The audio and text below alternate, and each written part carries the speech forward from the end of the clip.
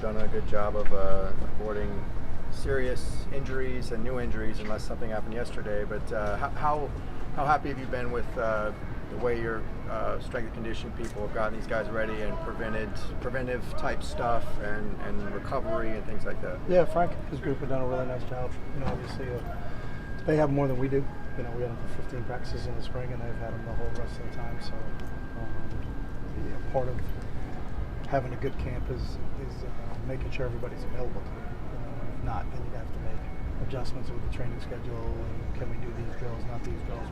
We don't have enough players at this position. So they've done a really nice job, and our players have done a really nice job of learning, how to do recovery in the right manner, and you can see that from how we're performing right now. I think you had said Frank didn't have any soft tissue issues, injuries when he was at Virginia. Have you seen that kind of carry over? Yeah, you have a couple, but nothing major. You got a tweak or something here, but nothing that's going to keep you out long term. And part of that is still learning the individual's bodies. Are there any imbalances? Can they take care of those imbalances and put them to a point where they're not susceptible to something? And they've done a really nice job of identifying that. Trying to do prehab so that they're trying to be in front of it, so be proactive. How have the quarterbacks looked out since we last talked to you? They're doing a nice job. We're getting a lot of reps in our training sessions, so they're and I think for all of them, it's a position of experience. So you can talk all you want, be in the meeting room and talk on the board, and then they're really good there. But can they transfer to when we get into 7-on-7 periods and 11-on-11 periods?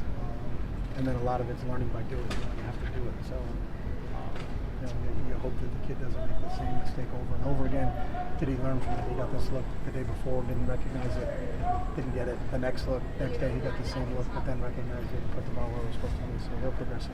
I know you said that you wanted to decide on a quarterback yesterday, but do you need to have somebody in place by a certain number of days before the opener just to get that person ready? We don't have a set number of days or anything. It's always everywhere I've been. It's happened organically, and who kind of keeps rising to the top. And those guys, it's a meritocracy. Whoever merits playing time or reps in the training will continue to garner that. So. What about the search for a center right now? Is that same thing, same process? What part of our training philosophy is we get a lot of reps in the training, so everybody gets. I don't think there's anybody out there that's going to say, "Geez, I'm not getting enough snaps." They're all getting a ton of snaps. We're getting it on tape and we're teaching on tape. So. We're pleased with everybody's progress. How's the running back competition coming along? I know there's never really a true starter. There's a lot of rotation, but how are those guys doing? All those guys, again, the young guys are fitting in well with the older players. The older players are doing a good job of helping the younger players assimilate to the position. So I've been pleased with what I've seen from the running back so far. And Bolu's progress, do you like the way he's come along? He's done a nice job. At Oregon, obviously, you got a lot of success. One thing that you also had was a lot of penalties. Did you kind of prove that penalties really aren't that important to us? We didn't have as much. We were lower in the Pac-12 than most people. The league is the most penalized league. At least when I was there, they led the country. The Pac-12 was the most penalized league in the country, but we weren't at the top of that. So I don't think, unless you have better stats than I do. So. I didn't look at the Pac-12. I was looking nationally. Just look. Everybody in the Pac-12 is in the top nationally, so it's a league thing. So. Okay. Look at us within the league. So. Is that something that do you emphasize a lot here? We always emphasize it. Anytime you have a negative yardage play, whether it be by a mistake because you made a mental issue or you have a penalty, those aren't successful for you. So I've never been a guy that penalties aren't important. Penalties are extremely important. Chip, you had a pretty mad dash of an off season in terms of kind of assembling a coaching staff and putting together a recruiting class. Have you been able to put together the program precisely that you want for strength and conditioning and sports science, or do you feel like that takes more than one off season to iron out? Part of the hiring Frank and keeping Sam Kowarski here as our nutritionist was part of that whole thing. So I feel very comfortable where those guys are right now.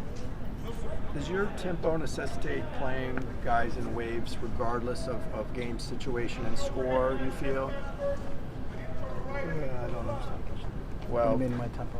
Or our tempo? Playing at such a fast pace, shuffling guys in and out too. I guess probably maybe the misconception is you're concerned with what we did 5 years ago, so that doesn't mean that that's exactly what we're going to do now. So we're just trying to get better and evaluate our players. So we've had no conversations about who's playing where, what's our rotation, or any of that stuff. So we're still just trying to evaluate who our top guys are at each position, and then we'll start to formulate who's going to play what amount and what percentage.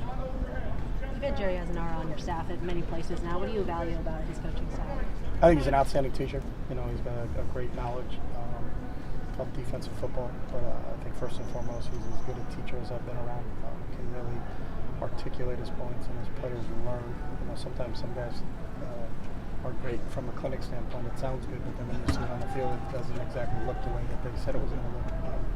With Jerry, it does, and he's done a really nice job from teaching every time I've ever been with him. So. Would you say with Coach Azanara, one of the best parts about him is his energy? It seems like he's very vocal in the practice. Yeah, well, I think everybody on our staff has energy. There's not many football coaches that I've ever met that don't have energy. I mean, that's part of just what you do and why you're associated with the sport. So I would think I'd like to meet the first low energy football coach. I don't think I have. So if he's out there, I'd like to meet him and find out how he does it.